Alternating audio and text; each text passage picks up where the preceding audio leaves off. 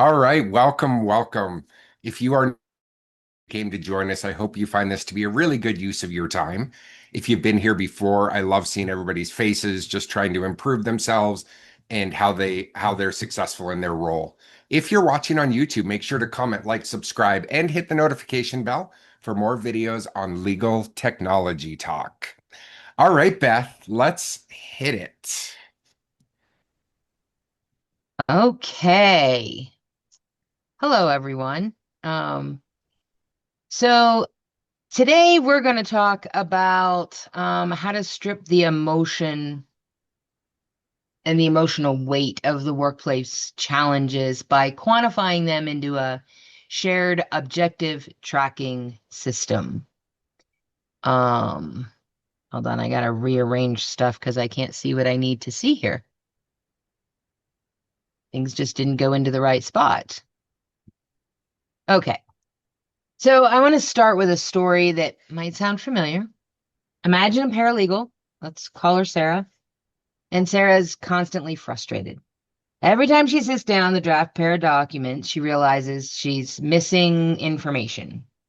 In her head, the story is he never gives me what I need. He doesn't respect my time. Now I'm the one that looks bad to the client. And when she finally brings it up, she says, I'm always waiting on you. And it's making it impossible to do my job. So then the attorney gets all defensive, thinks he's being personally attacked, and that cycle just continues. And on it goes. This is the venting cycle. It feels like progress because we're talking, but we're actually just spinning our wheels in a subjectivity trap. John has coined a phrase that applies very well to this cycle. Stop wasting time just to look busy. That venting cycle looks like you're busy, but it's just wasting time. You think you're making progress, you're trying to make progress, but it's not going anywhere. Phrases like, it feels like we always, or I'm frustrated because create defensiveness rather than solutions. Now, we've been taught that those phrases are better than saying, you always do this, and it is, but it doesn't solve problems at all and still stirs the defense in the person that you're addressing. They hear, I feel this way because of you. And that's a break we need to make in order to make progress. The venting cycle is a repetitive pattern where emotional frustrations overshadow the effective communication. So, using Sarah's experience, we see how her feelings of disrespect lead to defensive responses, which prevent constructive dialogue and solutions. Rather than addressing the root issue, conversations become about personal grievances, trapping teams in this cycle of unproductive venting, and then communication breaks down. They result in a lack of communication because you don't want to hurt someone's feelings or just a negative, always blaming atmosphere, neither of which will move you forward. So, our goal today is to move from who's right to what the data says. We want to stop solving problems with our feelings and start solving them with facts. So, this is where the issue tracker comes in. It's a simple tool designed to objectify the issue. Once Sarah's frustration is typed into a spreadsheet, it stops being a personal grievance against the attorney and starts being a data point. This isn't a specific tool, but it can be anything, even just a spreadsheet that you're tracking information on. Now, of course, if there's a way to automate that tracking, please do that. It may be as simple as tracking dates between data points, and in Lawmatics, it's certainly possible to have it do that for you. For example, if you're using our drafting form and process, it can track how long after it is sent to the drafter until they send it to the first review. It can also track when they get it to draft in relation to the date needed and how long the attorney has them to review before they do it. But again, not having that is not an excuse for not being able to track things. You can absolutely track them manually in other ways. So to make this work, we have to standardize what we track. We don't just log the complaint, we log the metrics. Tracking frequency is essential to understanding how often the problem arises. It helps teams identify patterns and issues, allowing for more effective prioritization and resource allocation. This metric answers critical questions like, is it a reoccurring issue or is this an isolated incident? Is it something that is affecting a lot of things or is it just a personality difference? Assessing impact involves quantifying the cost associated with an issue. So this isn't just a financial loss, but also time wasted and potential damage to client relationships. So understanding the impact allows teams to prioritize their issues based on their severity and relevance to the business goals. Differentiating between urgency and importance is key to effective decision making. Urgency refers to how quickly an issue needs to be addressed, while importance denotes how critical it is for the firm's overall health. By categorizing issues accordingly, teams can focus on what truly matters without getting bogged down by less important tasks that are driven by emotion. So, to move this model, we have to coach ourselves to turn adjectives into numbers. We always describe our day using vibes: annoying, slow, messy, as I've said about 2026, terrible. Um, let's look at another example: the intake process. Instead of saying intake's a mess, which is a vibe, the owner of that process says it currently takes 4.5 days from the initial lead to the first consultation. By converting those descriptions into quantifiable metrics, we can clearly see the areas that need improvement and take actionable steps to resolve them. So by putting them in there, instead of using vague phrases like intake's a mess, quantify the process. For instance, when you say it takes 4.5 days from lead to scheduling consultation, you provide a clear benchmark that can be targeted for improvement. How do we make that happen faster? Now we have something we can actually fix. We can ask the so what. So if we reduce that 4.5 days to 2 days, what's the return on investment? Well, we'll likely close 15 more cases. And you can do that by analyzing, the history. People that took longer to schedule, were they more, or it took you longer to schedule them, were they more or less likely to hire you? So this helps understand the impact of a change and increase the buy-in from the team for the changes to be made. That is very important, is having that team buy-in from everyone. Using a tracker allows us to visualize the trend. It moves the recency bias, that feeling where one bad morning makes you think the whole year is going poorly. The data might show you that while today was tough, your overall error rate has actually dropped by half over the last 6 months. I actually had a firm telling me that they were doing terrible and income was taking a hit. They thought it was an issue in the conference room, and the attorney was taking the blame and beating himself up about it. We found out that his conversion rate didn't actually drop, but the throughput time actually did. He wasn't converting them immediately, and they were requiring follow-up. This was combined with additional meetings where money was collected, it being pushed out, and due to a lot of different reasons, and that made it feel like it was dropping. And the delay it caused affected the cash flow. When we quantify that and put that into numbers, it becomes very easy to be able to see that. Now, of course, you can gather all that data, but when we meet to review these issues, we follow the data over drama protocol. First, no personal pronouns. This shifts the focus from individuals to the issues at hand, fostering a more constructive dialogue. Instead of saying, when John forgets the file, we say, when the file is missing. That takes the emotion out of it because now John doesn't feel like I'm attacking him. It minimizes that defensiveness and encouraging problem solving based on data. And then we use the 5-minute rule. If a discussion starts to spiral into an emotional debate or a he said, she said, we stop. We move that item to a root cause analysis bucket for a separate, deeper look at it later. We don't let the drama derail the meeting. And that can happen very, very easily. So third, we assign process owners, not fixers. A fixer tries to make people feel better. Process owner investigates why the data point exists and proposes a system to change it. You own that process. Unlike fixers who aim to soothe the feelings, process owners take responsibility for understanding why issues occur based on data. They propose system changes and ensure accountability, driving improvements in your processes. So what should that meeting look like? Well, there's a preparation phase, laying out that agenda, having that agenda laid out ahead of time and tracking what you've done. Define the data points and demonstrate the tracking with the method of tracking and the results of the tracking.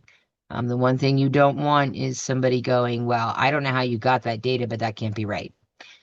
So you want to be very transparent with that and make sure everybody understands how that's being done. Set the tone and the rules. Remind everyone this is looking at data, not performance and personal perspective. Give everyone the permission to call out emotion. Set a rule that you can vent for 1 minute, or better yet, 30 seconds.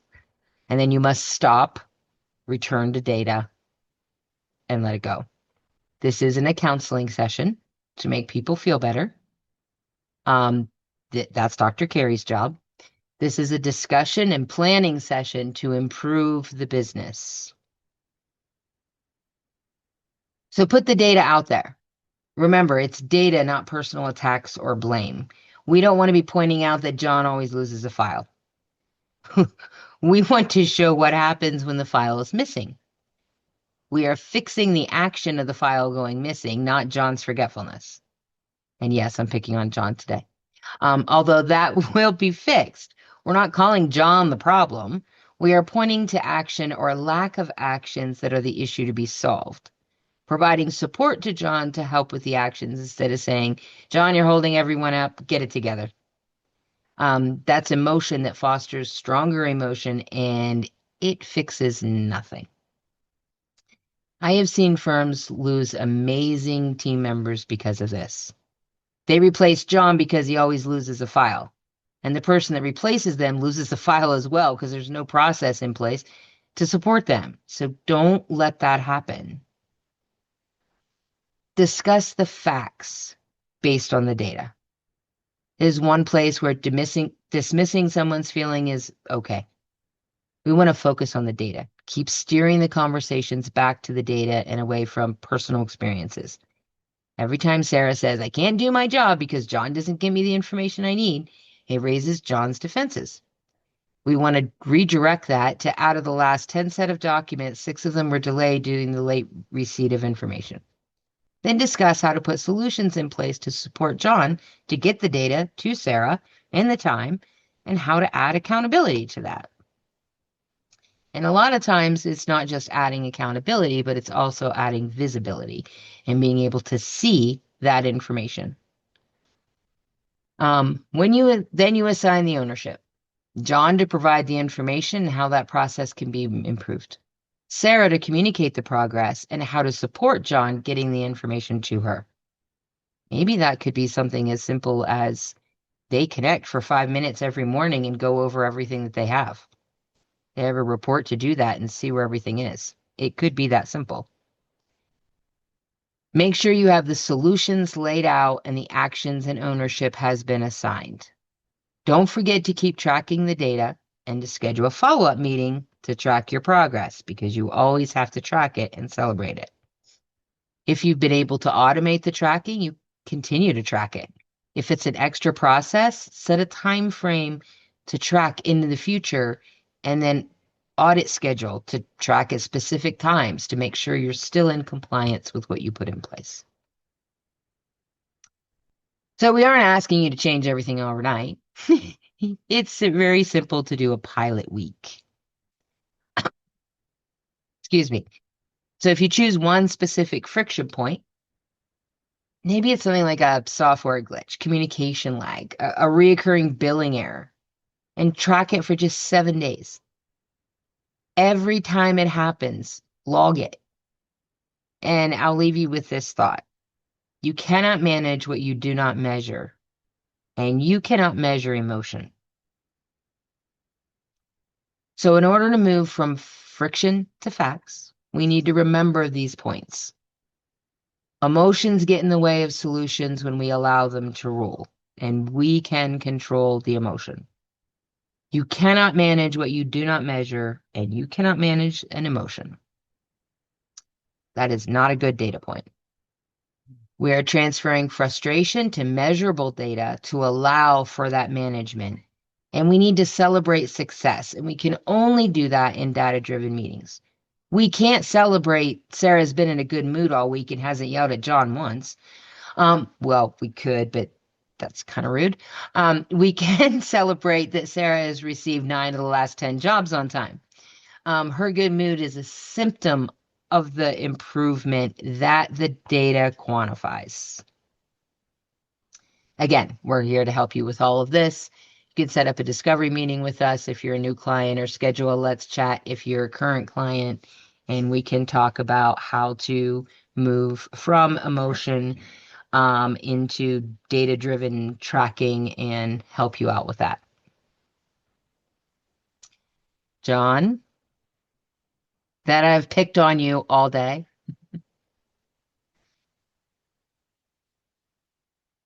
You're muted. Oh, yeah, sorry, I'm quitting. I lost the file.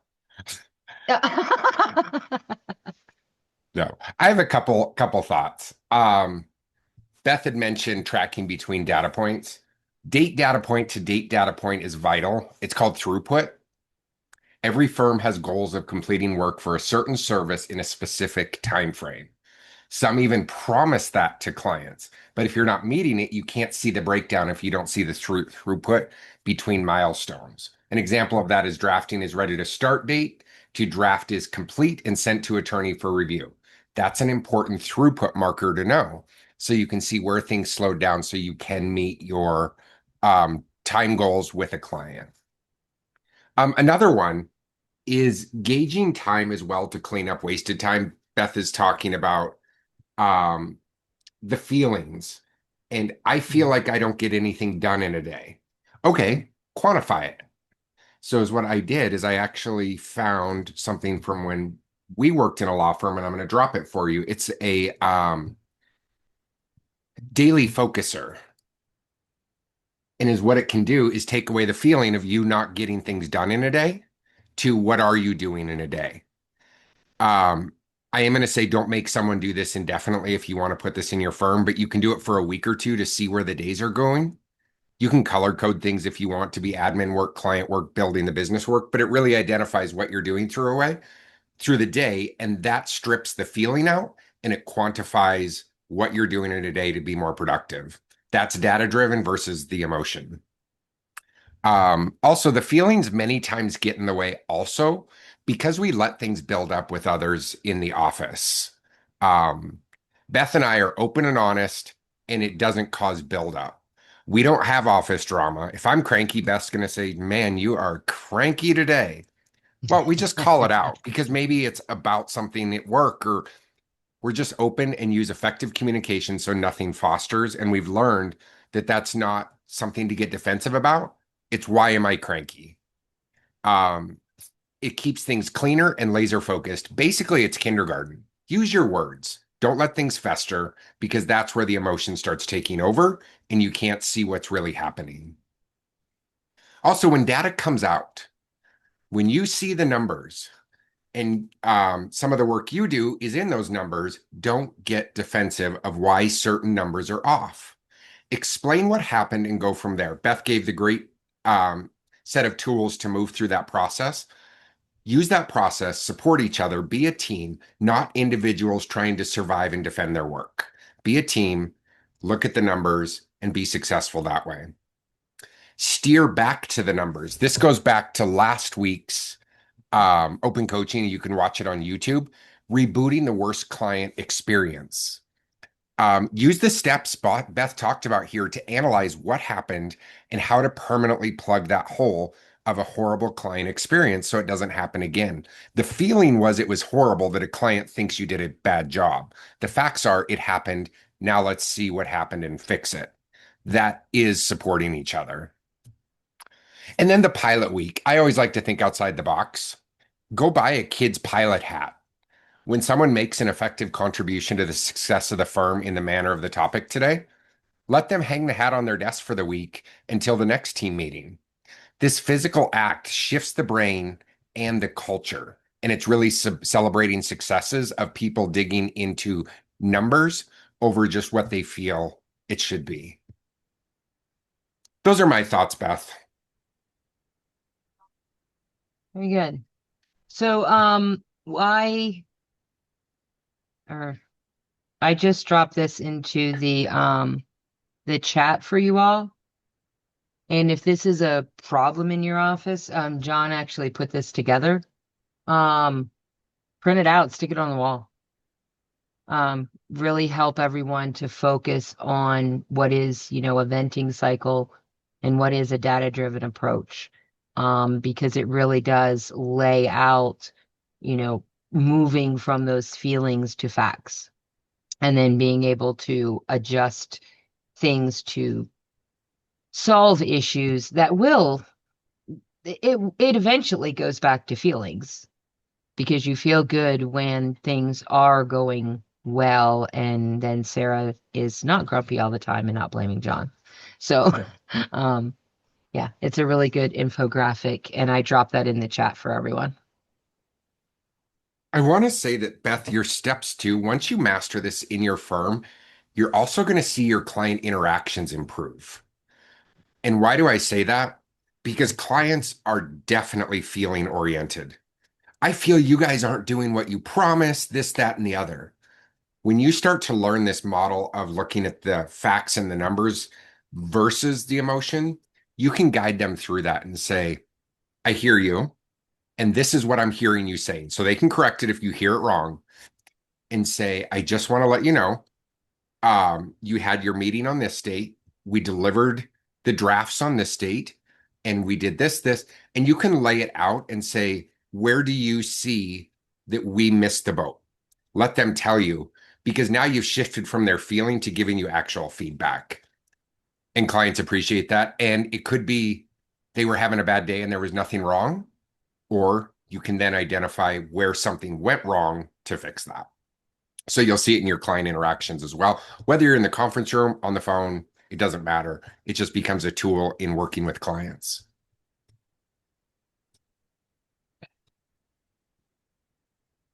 All right, Beth, do you want to move to open Q&A? Sure, absolutely. All right. So I want the questions. I'm going to stop the recording.